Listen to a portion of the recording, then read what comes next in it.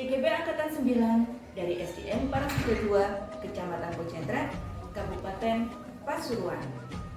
Pada kesempatan kali ini, saya akan melakukan aksi nyata tentang diseminasi, penyebaran dan pemahaman budaya positif di SDN Parasuda 2.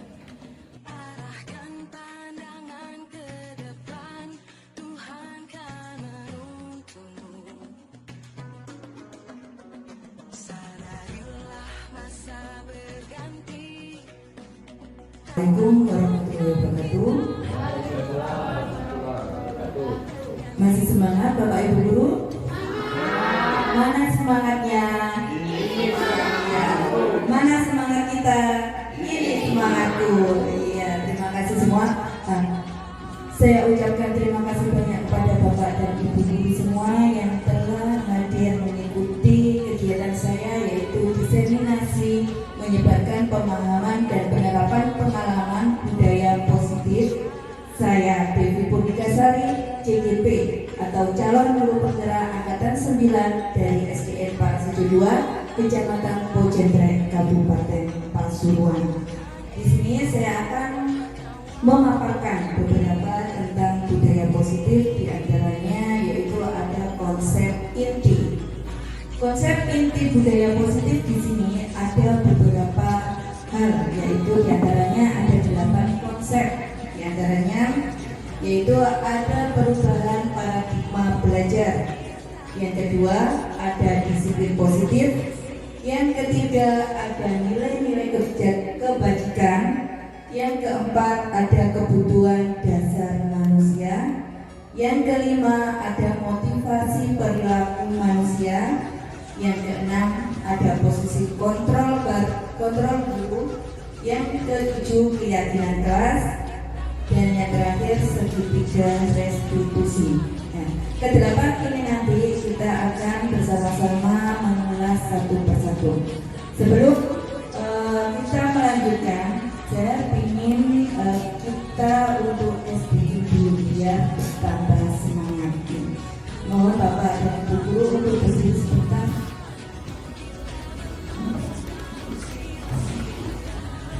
Berdiri di antara sini, di antara sebelah sini semua.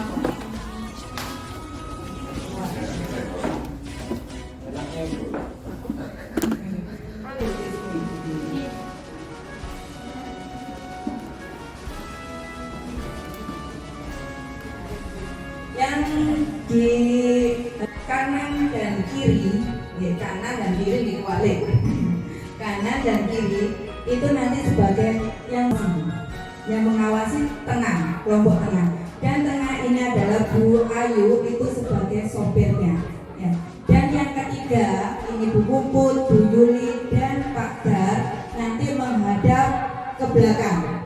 Ya, ke belakang. Nanti Bu Ayu di sini saya beri apa-apa dan mengikuti gerakan saya. Kemudian seperti tebak-tebakan gerakan. Ya.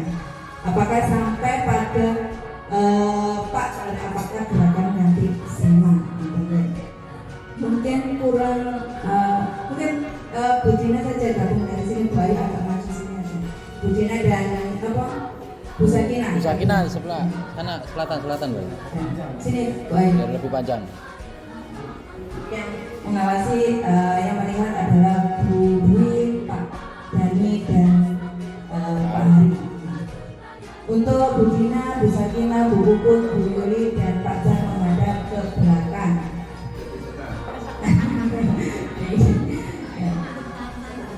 Ya, dinantikan nanti segera mulai. Bu Ayu mengikuti gerakan saya ya. Bu Dina jangan lihat Bu Dina. Penasaran Bu Dina. Gerakannya seperti ini.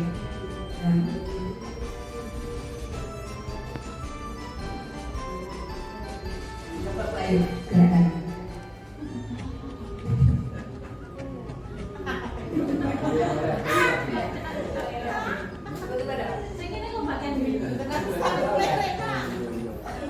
Ya wong telu iku bahkan guyu. Coba sudah Bu Ayu, coba Bu Ayu gerakannya Bu Ayu.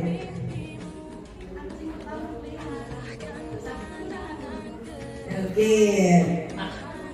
Ya, silakan. Apa ditepuk Bu Dinanya menghadap Bu Ayu menepuk bau Bu Dina, ada Bu Dina menghadap panjenengan.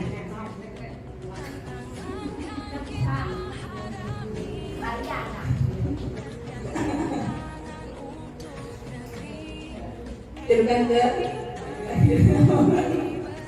Ini tapi aku yang gini. larang ke yang lainnya. Apa nggak ada? Bu Dina nggak ada.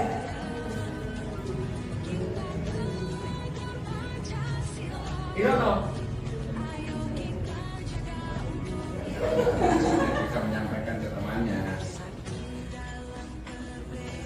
Menyampaikan. Tidak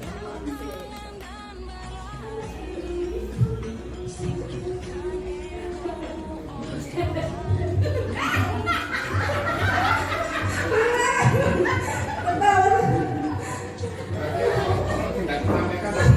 Iya.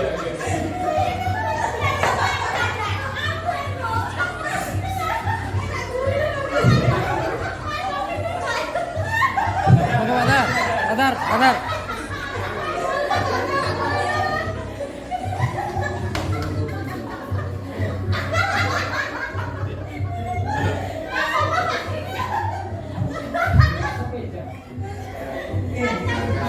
Ya, tepuk tangan untuk kita semua.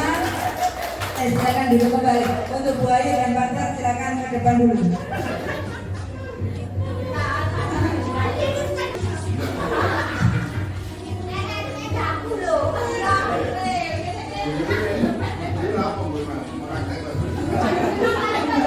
Membayangkan dulu. Menurut juri Bu Dwi, Pak Dani dan Pak Dar, bagaimana gerakan dari yang pertama, gerakan dari Bu Ayu, apakah tersampaikan dan Pak Dar dengan baik? Sedikit tersampaikan Kita sampaikan. karena yang kena ada miss. Padar mempraktekkan dulu. Bu Ayu, Bu Ayu, coba gerakan tadi itu bagaimana Bu Ayu? Brek.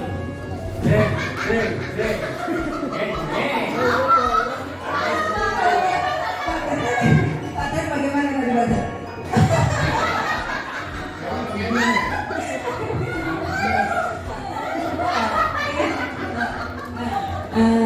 Begini, ternyata dari Pak Dar itu sama ya dengan dari Bu Ayu, gerakan dari Bu Ayu ternyata tidak sama dengan gerakan yang ada di Pak Dar. Menurut dirinya kenapa kok bisa seperti itu? Konsentrasi kurang. Konsentrasi kurang ya. Pokok pinara ini.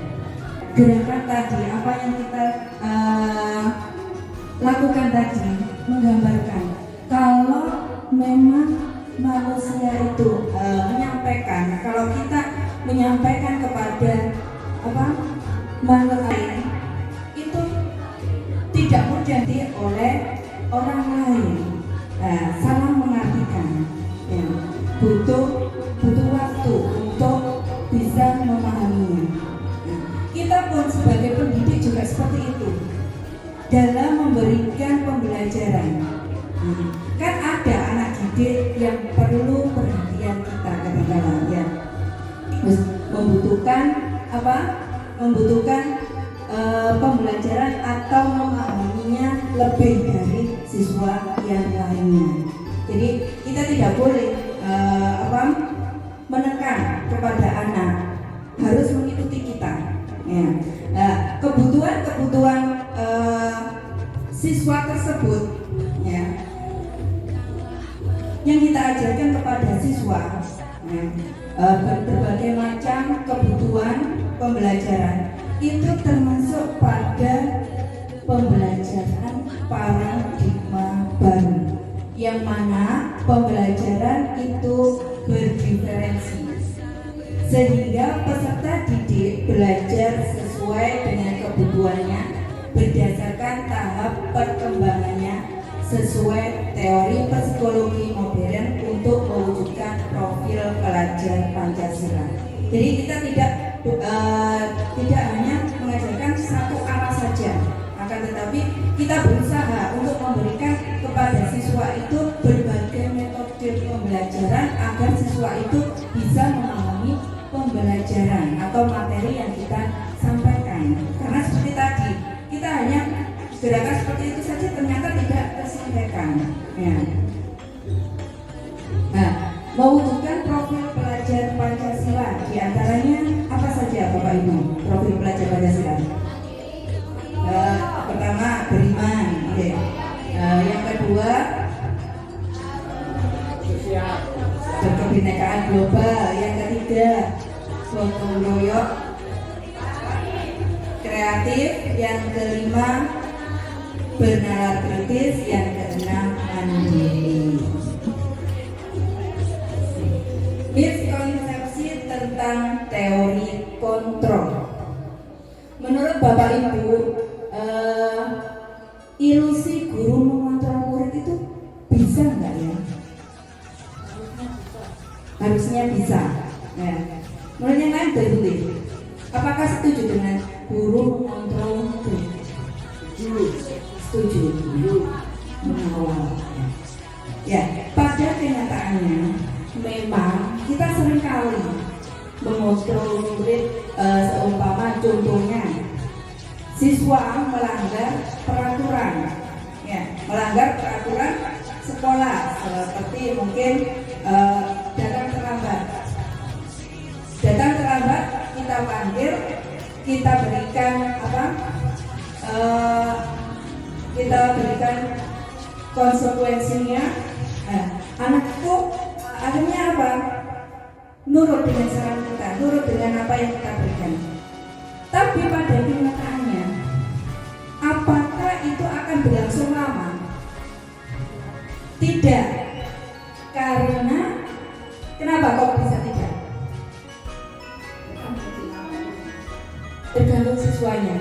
Begini Bapak Ibu. Ya, karena yang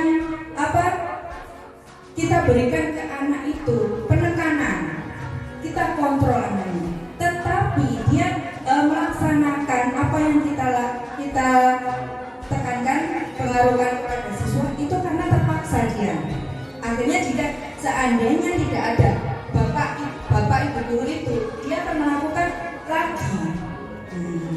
Nah, itu menandakan bahwa kita tidak bisa mengontrol siswa. Jadi mengontrol siswa itu dengan cara harus bisa menumbuhkan motivasi diri dalam siswa. Sehingga kalau seandainya siswa melakukan kesalahan lagi, dia tidak akan mengulangi lagi. Karena dalam diri. Kalau selagi tidak dalam dirinya, mungkin kan kita banyak ya menemui peristiwa di sekolah kita, kadang takut dengan wali kelasnya, hanya kepada wali kelasnya saja dia takut, tetapi kepada guru lain dia tidak takut. Yaitu karena dalam dirinya belum ada motivasi intrinsik atau dalam dirinya. Yang kedua, ilusi bahwa semua penguatan positif, efektif dan bermanfaat. Contohnya, seperti kita membujuk, jangan gitu lagi, perbuatan itu tidak baik. Ya Bu, besok saya tidak akan mengulanginya lagi. Nah, tapi itu hanya sekedar pada ucapan. Kalau seandainya tidak ada kita, akan melakukan lagi. Jadi yang pertama yaitu memang kita bisa menanamkan atau menumbuhkan motivasi intrinsik dalam diri siswa. Yang selanjutnya yaitu kritik dan membuat rasa bersalah mampu menguatkan karakter. Di sini mungkin dengan memberikan saran atau membuat siswa itu merasa bersalah. Nah, kan kita kalau sudah anak itu minta maaf, berarti itu kan kita anak ini sudah istilahnya sudah tidak akan melakukan lagi, atau istilahnya bertobat gitu. Nah, tapi lain waktu pasti akan diulang lagi. Itulah yang dinamakan ilusi atau miskonsepsi. Terus ilusi bahwa orang dewasa berhak memaksa. biasanya kan kita mesti memaksa kepada anak, ya. Ada adalah anak harus apa? Kamu harus mengerjakan PR ini. Kamu. Nah sekarang kita untuk teori kontrol. Di stimulus respon, realitas kebutuhan kita sama. Untuk teori kontrol, realitas kebutuhan kita berbeda. Nah, kalau kita lihat kan kebutuhan masing-masing guru saja sudah berbeda-beda. Ya, nah, kita mungkin saya membutuhkan laptop agar menunjang untuk karir saya ke depan, untuk kreativitas kita. Nah, selain itu mungkin Bu Dwi tidak membutuhkan laptop karena sudah mempunyai laptop, membutuhkan mungkin buku untuk menunjang pembelajarannya. Nah, masing-masing itu berbeda-beda. Terus stimulus respon yang kedua, semua orang melihat hal sama. Setiap orang memiliki gambaran yang berbeda. Maksudnya kita dalam menilai siswa terlambat. Kadang-kadang kita langsung kenapa kok terlambat? Pasti kita istilahnya apa ya? Sudah mendetek dia itu bersalah karena sudah terlambat. Tapi kita tidak boleh langsung hanya satu sisi. Kita cari kenapa dia bisa salah? Kenapa kok dia bisa terlambat? Apakah dia memang sering terlambat atau hanya satu kali itu? Kalau hanya satu kali kita tanya, mungkin saja dia terlambat karena tidak disengaja, mungkin jalanan macet atau mungkin banjir di jalan, akhirnya sampai di sekolah bisa terlambat. Jadi tidak hanya melihat sesuatu itu hanya satu sisi saja. Yang ketiga yaitu stimulus respon, kita mencoba mengubah orang agar berpandangan sama dengan kita. Teori kontrolnya, kita berusaha memahami pandangan orang lain tentang dunia. Jadi kita tidak bisa memaksakan orang itu sama dengan kita. Seperti tadi itu juga, kita kan tidak bisa memaksa. Kudu ini, kudu tepak.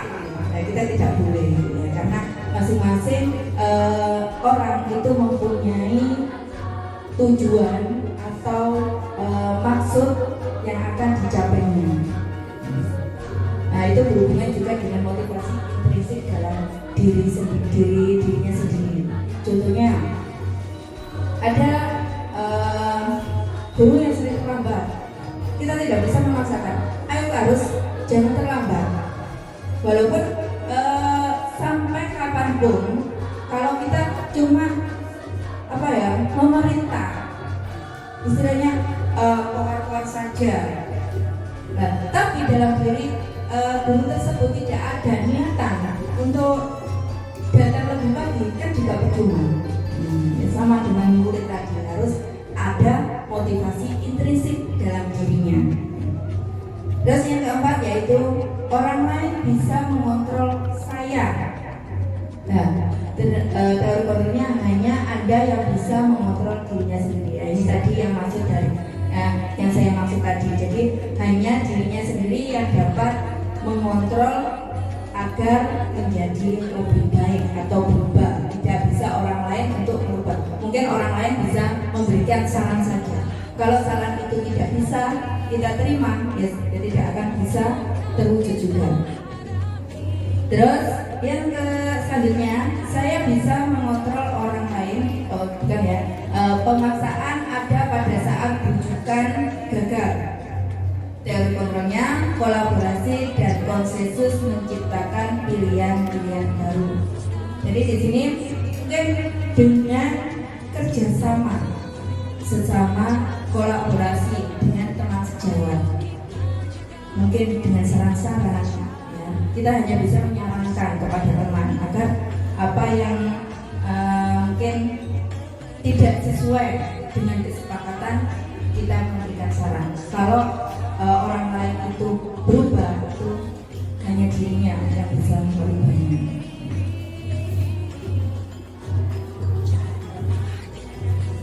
Disiplin positif sebenarnya.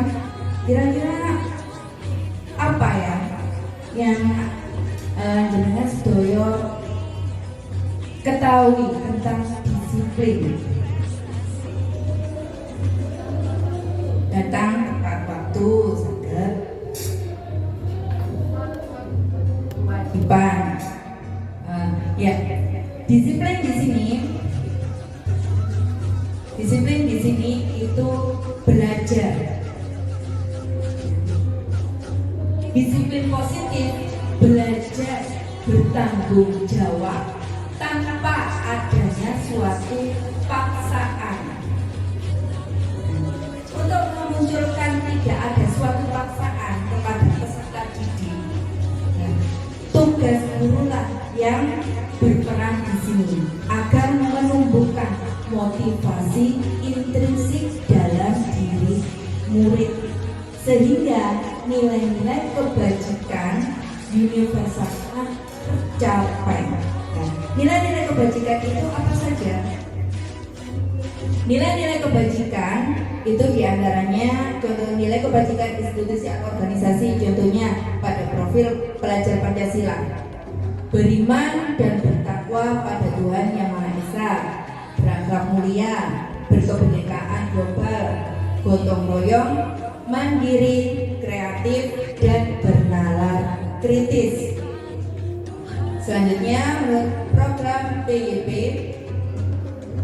toleransi, rasa hormat, integritas, mandiri, menghargai, antusias, empati, keingintahuan, kreatif, kerjasama, percaya diri, dan berkomitmen.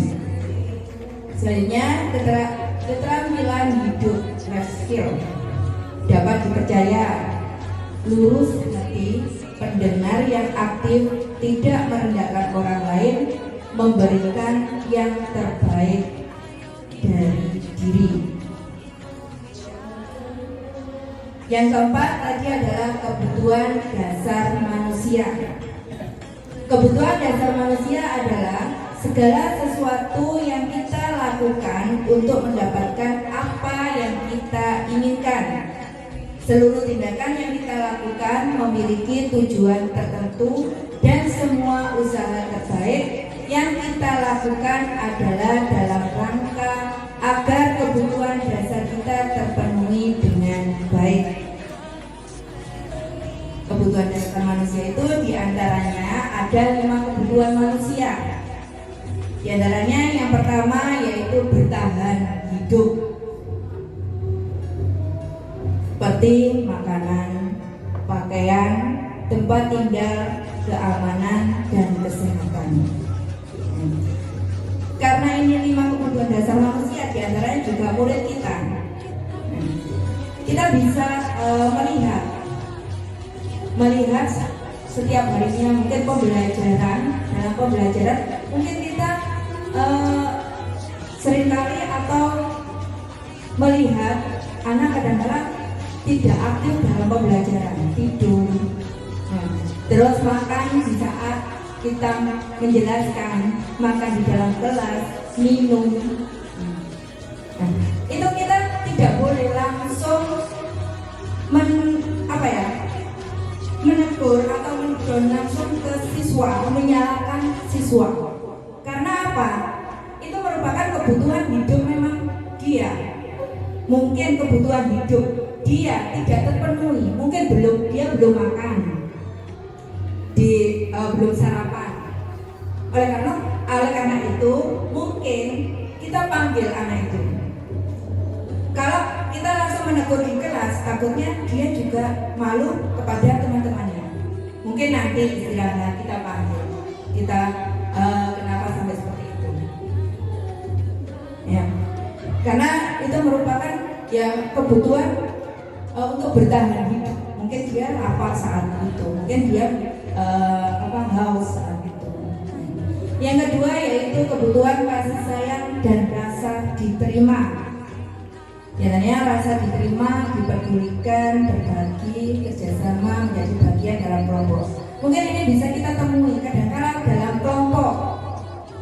Ada anak kadang-kadang menyendiri, tidak diajak oleh kelompoknya.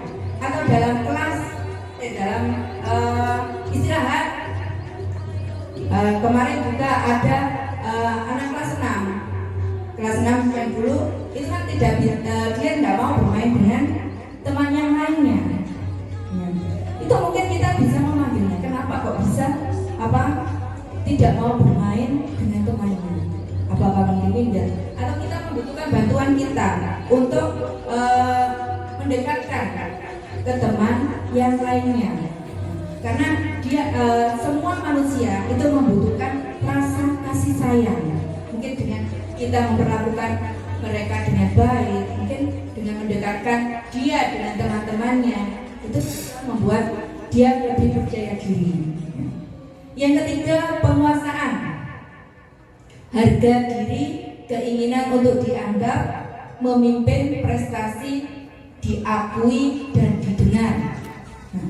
Contohnya, setiap kelas biasanya ada anak yang disuruh maju, mesti saya bu, saya saja bu yang jadi pemimpinnya bu saya saja bu yang jadi ketua kelompoknya, bu saya saja yang presentasi. Ada nggak seperti itu? Ya, ada.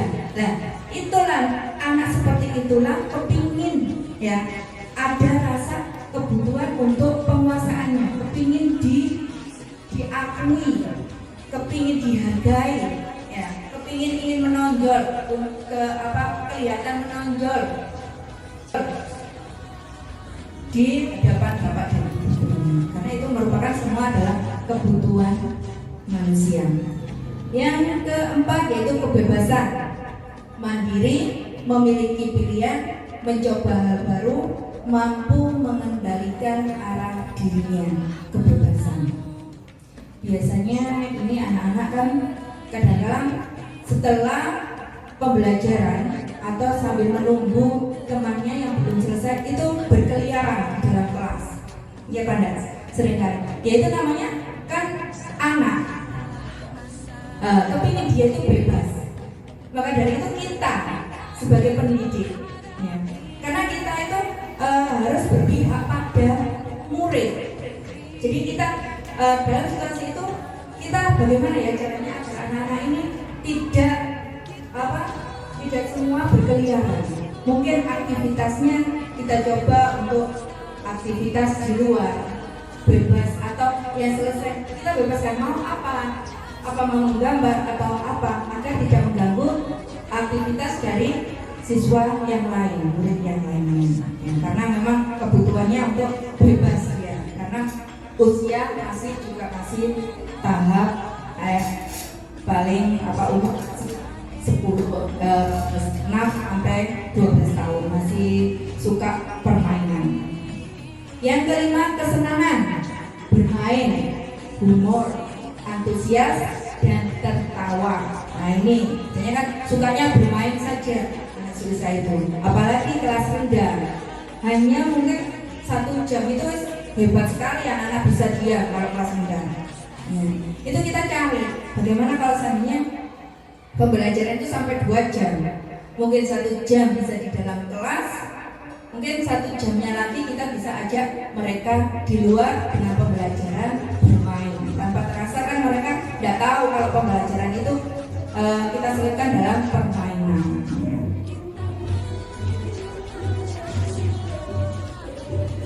Yang kelima yaitu motivasi perilaku manusia. Motivasi perilaku manusia di sini ada motivasi ekstrinsik dan motivasi intrinsik. Kalau motivasi ekstrinsik berarti ada di luar.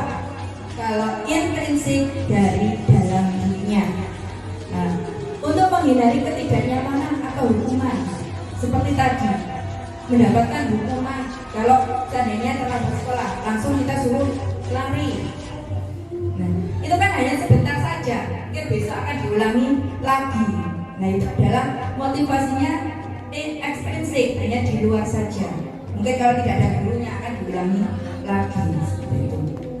Untuk mendapatkan imbalan atau penghargaan dari orang lain, ini biasanya kita lakukan agar anak-anak kadang-kala agar aktif di dalam kelas, ya, karena pasif. Akhirnya kita berikan, siapa yang bisa akan Bu Devi berikan pensil, Bu Devi permen. Itu sebenarnya ya tidak apa-apa, tapi tidak sering kali ya. Karena apa? Takutnya ini menjadi motivasi dalam diri anak itu hanya ekstrinsik saja, jadi saat saja. otomatis tidak akan bisa menjawab. Kalau seandainya tidak ada bintang, mungkin dia tidak akan mau mengerjakan. Itu adalah motivasi dari luar saja. Makanya kita bisa menanamkan motivasi itu diusahakan dalam diri anak. Nah, untuk menjadi orang yang kita inginkan dan menghargai diri sendiri dengan nilai-nilai yang mereka percaya. Nah, ini tentunya kalau seandainya kita bisa menanamkan dalam diri anak, semua. Kalau anak terlambat, mungkin kita ajak dia berbicara. Bagaimana caranya, solusinya bagaimana? Kita tanamkan pada diri anak agar tidak mengulanginya lagi. Masih terkait dengan motivasi perilaku, itu ada hukuman, konsekuensi, dan restitusi. Kira-kira dari ketiga ini, Bapak Ibu guru sering melihat atau memahami yang mana? Hukuman, konsekuensi. Kadang-kadang ya. Untuk hukuman, ya. Hukuman ini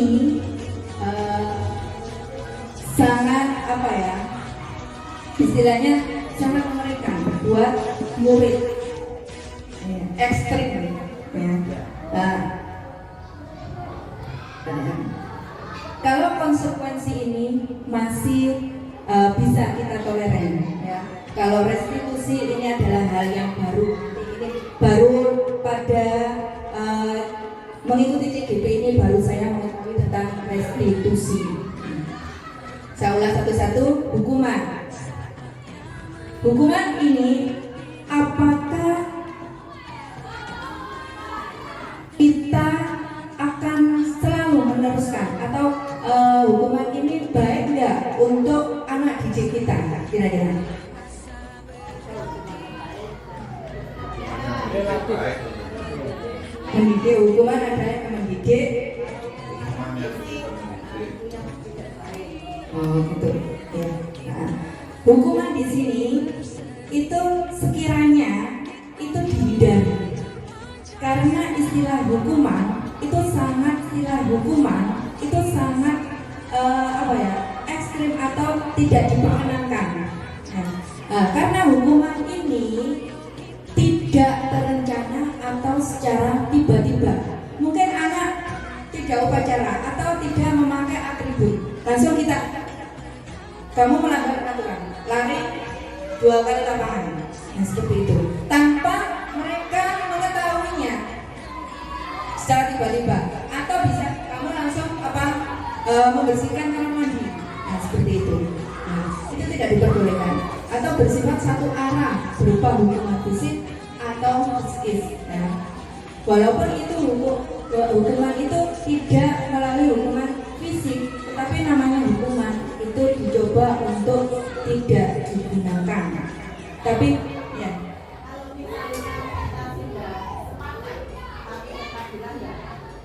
Ini. Kalau sudah sepakat yang namanya ini adalah konsekuensi. Ya. Yang ini ya. Konsekuensi. Kalau hukuman itu langsung tanpa kita melibatkan anak. Kalau konsekuensi di sini, ini sudah kita baru mungkin pertama kali kita di kelas, mungkin pergantian kelas dari kelas 1 ke kelas 2. Itu setiap tahunnya biasanya kita menggunakan kalau dulu itu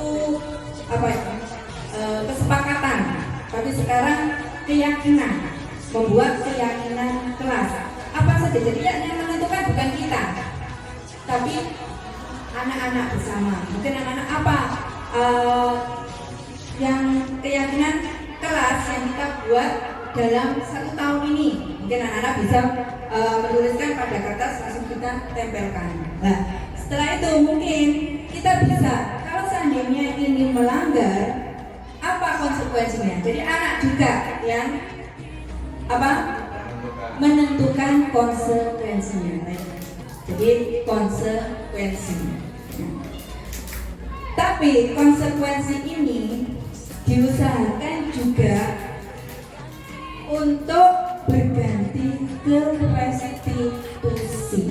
Jadi diusahakan agar anak itu tidak ada hukuman sama sekali, tapi kita mengarahkan. Nah, restitusi ini ya, itu adalah proses menciptakan kondisi bagi murid untuk memperbaiki kesalahannya, dan proses kolaboratif yang mengajarkan murid untuk mencari solusinya sendiri. Maksudnya seperti ini. Jadi dari konsekuensi tadi, keyakinan dia melanggar, seumpama tidak mengerjakan tugas atau rame di kelas, merupakan keyakinan yang kita buat. Akan tetapi murid kita, salah satu murid kita itu melanggar, kita panggil dan kita ajak bicara. Mengapa kok rame di kelas? Mengapa sampai tidak mengerjakan tugas? Dia akan menceritakan permasalahannya. Nah, itu kita kembalikan lagi.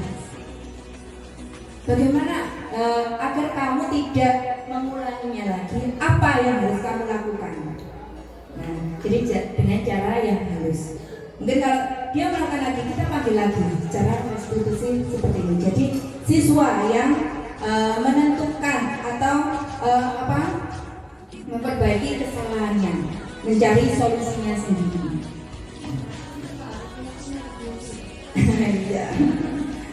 Ya mungkin kalau di tahap SD mungkin agak sulit ya, tapi kita ya usahakan agar siswa yang melakukan kesalahan kita lakukan secara restitusi. 5, yang keenam yaitu ada 5 porsi kontrol guru. Di antaranya penghukum,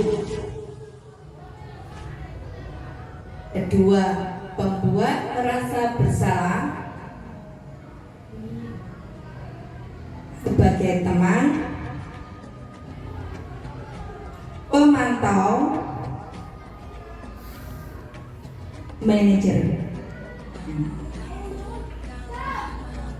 Sebagai penghukum contohnya kasus siswa tidak memakai atribut lengkap saat upacara bendera, seperti yang saya ulas tadi ya. Mungkin tidak memakai atribut, langsung disuruh hormat kepada bendera 1 jam. Kan ini tidak mengerti. Kamu langsung berdiri hormat kepada bendera. Seringkali dulu waktu saya masih SD mungkin itu sempat mengalami juga ya. Tapi untuk masa menjadi guru ini di Kumer itu diusahakan tidak melakukan hukuman, tapi diganti dengan restitusi. Terus mungkin pembuat merasa bersalah. Nah, kalau kita dalam mengatasi masalah murid, kadang kita menggunakan kata-kata agar murid kita itu merasa bersalah dan memohon maaf kepada kita. Seperti kata-kata seperti ini. Berapa kali ibu atau bapak harus memberitahu kamu? Selalu saja mengecewakan ibu dan bapak. Selanjutnya sebagai teman, mungkin dengan kita ajak bicara, dengan kata-kata, ayo dong ikuti aturan sekolah, tolong bapak atau ibu, tolong bapak dan ibu ya, kali ini saja. Sudah tidak apa-apa, lain waktu jangan diulangi lagi. Biasanya dengan kita mengajak dengan 4 mata kepada siswa kita sebagai teman, kata-katanya seperti ini. Terus sebagai pemantau, melihat. Nah, biasanya kamu sudah melanggar peraturan sekolah. Kamu tahu konsekuensinya. Setelah upacara, kamu beli atribut ke koperasi dan jangan ulangi lagi. Ini biasanya yang kita biasanya seringkali kita terapkan ya, karena kamu sudah melanggar peraturan atau keyakinan kelas ya. Tanpa di sini aja, saya juga pernah melakukan seperti ini sebagai pemantau ini, selalu menghubungkan keyakinan kelas yang kita buat. Terus sebagai manajer, biasanya guru jadi seperti restitusi juga. Jadi kita panggil, terus kita bertanya kepada murid, apakah kamu tahu kesalahanmu? Jadi murid sendiri yang menyampaikan kesalahannya. Ya. Bagaimana cara memperbaikinya? Nah, solusinya ditentukan oleh murid. Jadi kita hanya sebagai manajer saja. Nah. Kira-kira pada kalimat ini, saya kecewa sekali dengan kamu. Posisi kontrol apakah itu? Apakah penghukum? Terus apakah sebagai teman? Apakah merasa bersalah? Atau apa tadi? Manajer? Kira-kira kalau saya kecewa sekali dengan kamu, penghukum, kita lihat ya, membuat merasa bersalah. Saya kecewa sekali dengan kamu. Kan anak kan merasa bersalah kan? Ya. Ya dari mana nih biasanya? Iya, monggo sambil dinikmati juga. Dan yang kedua, kamu tidak pernah benar melakukannya. Kira-kira sebagai penghukum merasa bersalah? Manajer. Buaya merasa bersalah. Pak Hari penghukum. Ada yang lain? Manajer, pemantau.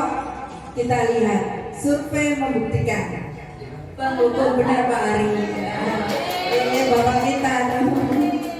Waktu zaman Pak. Selanjutnya, apa rencanamu untuk menyelesaikan masalah ini? Mantap. Manajer, kita lihat. Iya betul semuanya. Kita semuanya. Dan selanjutnya, ayolah lakukan demi bapak dan ibu sebagai teman, buat sebagai teman. Berarti apa yang saya sampaikan tersampaikan berhasil.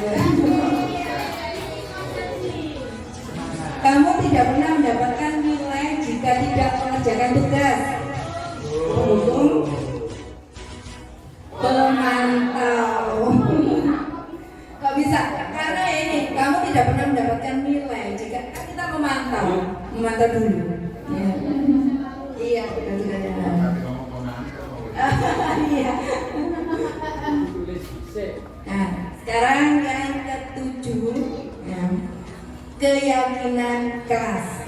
Nah, untuk keyakinan keras ini saya ingin untuk kita praktekkan agar bisa kita terapkan kepada anak didik kita. Mungkin keyakinan keras ini belum kita buat, ya. Mungkin yang dulu kita pernah membuat peraturan keras. Sama saja, tapi peraturan keras itu agak kata-katanya agak mungkin terlalu tinggi atau tidak kurang menunjukkan positif gitu, nilai positifnya. Gitu. Keyakinan keras ini ya memang kita buat untuk di kelas ini bisa terlaksana suatu pembelajaran yang baik. Ya seperti diantaranya budaya positif itu, diantaranya juga mungkin kalau di kelas ini ya, kalau datang lebih awal seperti itu. Jadi kata-katanya hanya singkat, tidak terlalu panjang. Nah ini mungkin bersifat abstrak, berupa pernyataan universal, dibuat dalam pernyataan positif, sedikit saja agar mudah diingat, sesuai dengan kondisi kelas dan sekolah sehingga mudah diterapkan. Keenam, semua warga sekolah atau warga kelas dilibatkan saat membuat keyakinan kelas. Jadi tidak hanya beberapa anak yang dilibatkan dalam pembuatan keyakinan kelas ini. Karena ini bukan murid tapi guru-guru, kita coba untuk membuat keyakinan kelas guru, mungkin agar kita bisa agak tertib, seumpamanya nanti bisa kita tularkan ke. Ini saya beri kertas, di situ jangan tulis keyakinan apa yang sampun Bapak Ibu untuk penulisan keyakinan pada keyakinan guru ya kita buat untuk ditempelkan di sini apa yang jenengan tulis tadi, untuk satu persatu mungkin menempelkan di sini keyakinannya. Ya monggo Bu Ayu, Bu Puput, Bu Dwi. Saya bacakan untuk keyakinan keyakinan guru ya, yang kita buat untuk kita sepakati. Memberi kabar jika berhalangan hadir, dapat diterima? Ya.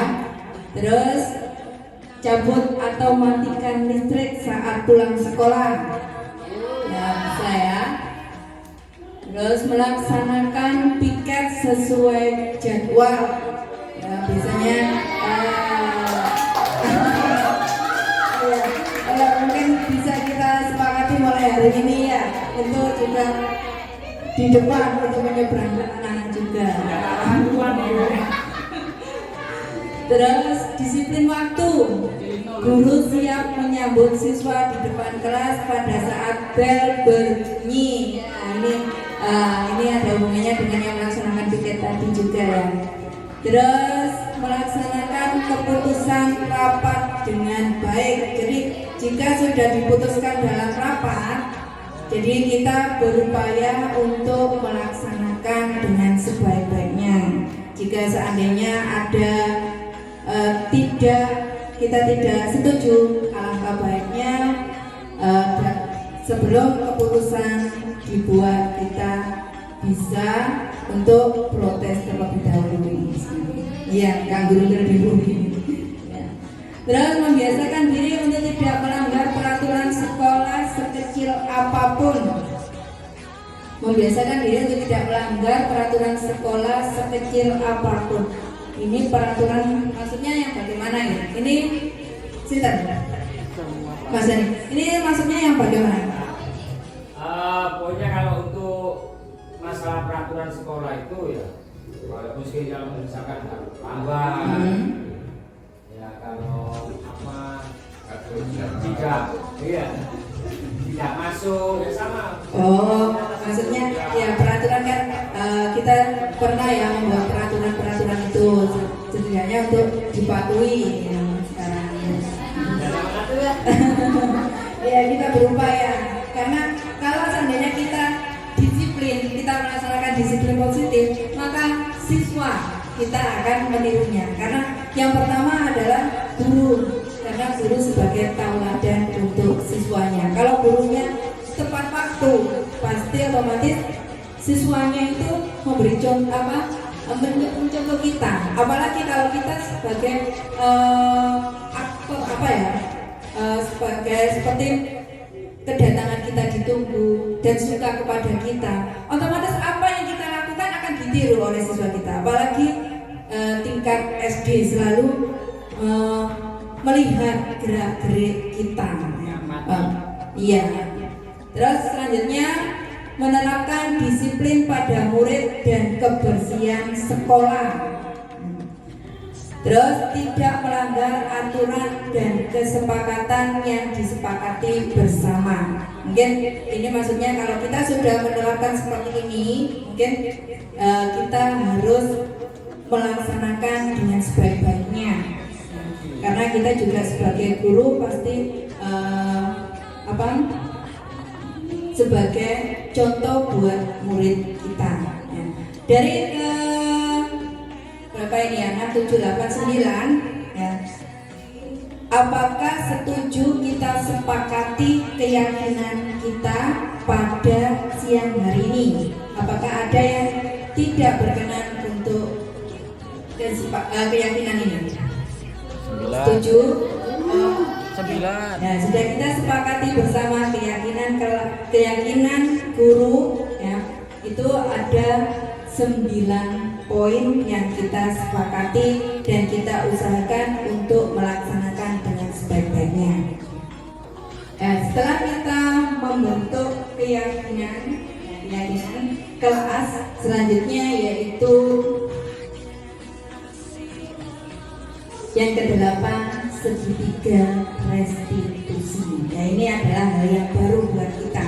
Mungkin ini juga saya dapatkan pada CGP. Segitiga restitusi adalah suatu proses dialog yang dijalankan oleh guru agar dapat menghasilkan murid yang mandiri dan bertanggung jawab. Dalam segitiga restitusi ini ada yang namanya yaitu menstabilkan identitas, ada validasi tindakan yang salah dan menanyakan keyakinan. Menstabilkan identitas, contohnya kalimatnya berbuat salah itu wajar. Tidak ada manusia yang sempurna. Ibu atau bapak juga pernah melakukan itu. Ibu atau bapak tidak mau mencari siapa yang salah, tapi ibu dan bapak ingin mencari solusi dari permasalahan ini.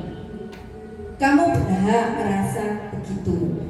Ini adalah kalimat-kalimat untuk menstabilkan siswa kita yang mengalami mungkin melakukan kesalahan. Terus yang kedua yaitu melakukan validasi tindakan yang salah. Di antaranya, kamu pasti mempunyai alasan mengapa melakukan hal itu. Yang kedua, padahal kamu bisa melakukan yang lebih buruk dari itu. Kamu patut bangga karena telah melindungi sesuatu yang penting buat kamu. Tentunya, kamu melakukannya karena mempertahankan sesuatu yang penting bagimu. Itu adalah untuk validasi tindakan yang salah. Mungkin dapat kita menggunakan kata-kata seperti itu. Menanyakan keyakinan kelas seperti yang kita buat tadi. Apa keyakinan kelas kita? Nilai-nilai apa yang disepakati bersama? Seperti apa gambaran sebuah kelas yang ideal menurut kamu? Kamu ingin menjadi orang seperti apa? Mungkin untuk menanyakan keyakinan kelas bisa menggunakan kata-kata seperti itu dalam menangani siswa kita bermasalah dengan restitusi.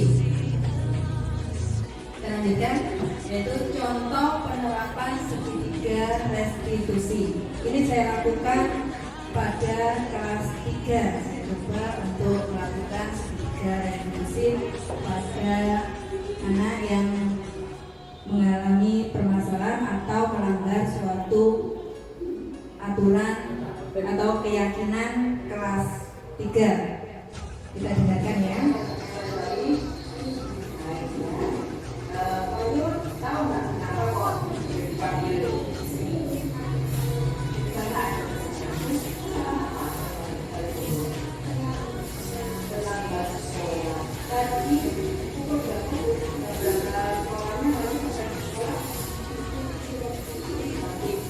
Stabilkan identitas.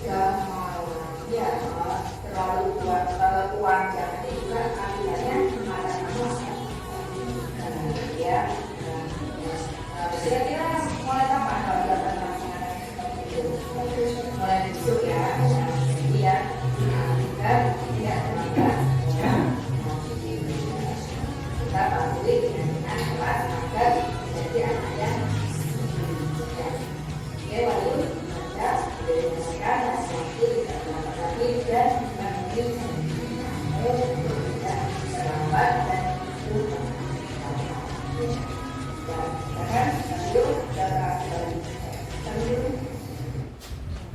itu merupakan contoh dari segitiga restitusi di kelas 3. Ini gambarannya seperti itu, jadi kita rubah paradigma kita dari penghukum, terus kita menjadi restitusi, menerapkan segitiga restitusi dengan penerapan keyakinan di kelas kita.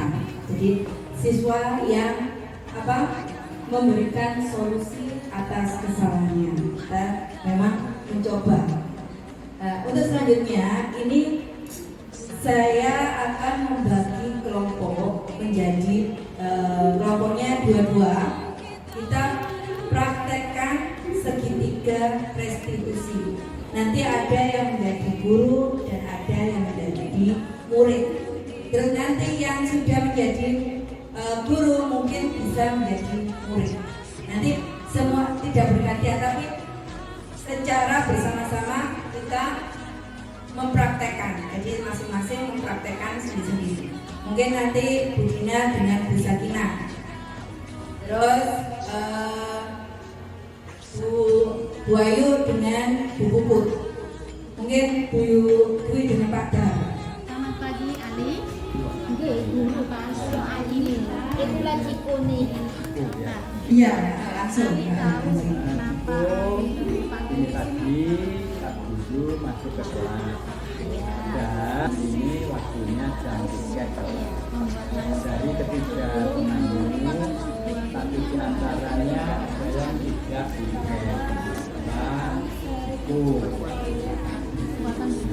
Yang perlu ditanyakan Pak Guru, kenapa guru hanya mengingatkan tidak menghukum, tidak akan memberi sanksi atau memberi anak tidak salah, tidak melakukan kesalahan ke kalian. Guru juga gimana ini? Kalau salah itu bisa diselesaikan. Kan artinya kita tidak selama ini di kelas kita itu tidak melaksanakan yang namanya keyakinan kelas. Salah satunya adalah melakukan kelas yaitu tidak dilakukan secara bersama-sama.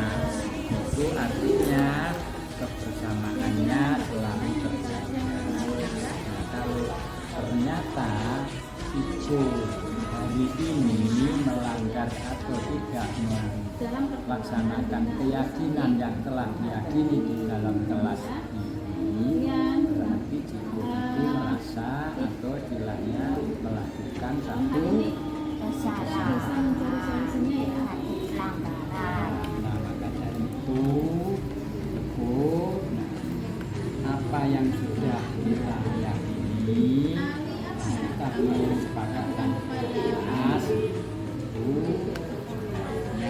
kapan-kapan juga harus dilaksanakan dengan baik dan benar. Cukup salah itu biasa, yang salah itu wajar. Kamu pun kenapa kamu melakukan hal tersebut? Tidak perlu dari saya mengatakan kalau kamu merasa senang dengan hal yang kamu lakukan, tapi pasti akan merugikan orang lain. Apa sih keyakinan kelas yang kamu langgar? Kamu tahu nggak?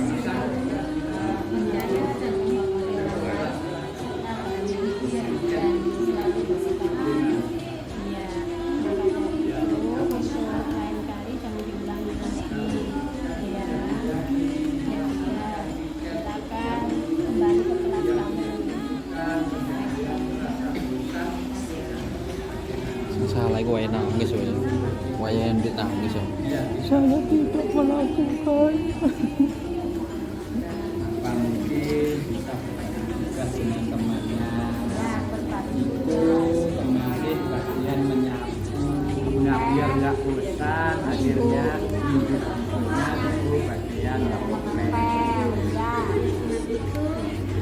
Bisa buat bersama, jadi